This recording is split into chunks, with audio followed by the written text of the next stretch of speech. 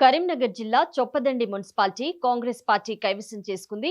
అధికార party MLA Medipalli సత్యం నేతృత్వం వహిస్తున్న ఈ మున్సిపాలిటీలో హస్తం పార్టీ అధిక స్థానాలు గెలుచుకుంది. కాంగ్రెస్ 10 స్థానాలు గెలుపొందగా 13 స్థానాల్లో బీజేపీ విజయం సాధించింది. ప్రతిపక్ష బీఆర్ఎస్ పార్టీ మాత్రం ఒకే వార్డుకు పరిమితమైంది.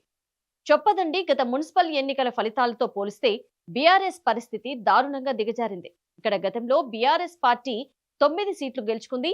బీజేపీ 2 సీట్లు గెలుచుకోగా కాంగ్రెస్ 2 వార్డులో విజయం సాధించింది.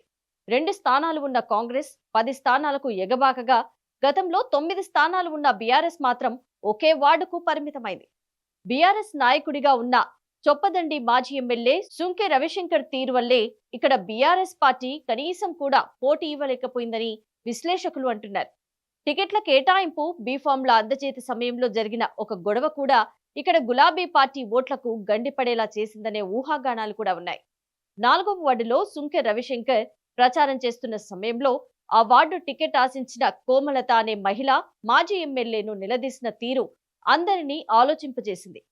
కోమలతకు టికెట్ ఇస్తానని చివరి నిమిషం వరకు ఆశ చూపి తీరా సమయానికి మరొక అభ్యర్థికి టికెట్ ఇవ్వడం వివాదాస్పదమైంది. ఇంట్లో ఉన్న తమను మాజీ ఎమ్మెల్యేనే ఫోన్ చేసి టికెట్ ఇస్తానని ఆశ పెట్టారని, బయటకు రప్పించారని, చివరికి టికెట్ ఇవ్వకుంటే తన భర్త, పిల్లల పరిస్థితి ఏంటని ఆ మహిళ ప్రశ్నించింది. కోమలతతో పాటు ఆమె భర్త సైతం మాజీ ఎమ్మెల్యే తీరుపై మండిపడ్డారు. టికెట్ ఇవ్వకపోవడంతో కోమలత రవిశంకర్ ఇంటి ముందు పురుగుల మందుతో నిరసన తెలిపింది. తమ వార్డులో ప్రచారానికి వచ్చిన సుంకం రవిశంకర్ ను అడ్డుకొని నిలదీసింది. ఈ వీడియో రాష్ట్ర వ్యాప్తంగా వాట్సాప్ గ్రూపుల్లో వైరల్ అయింది.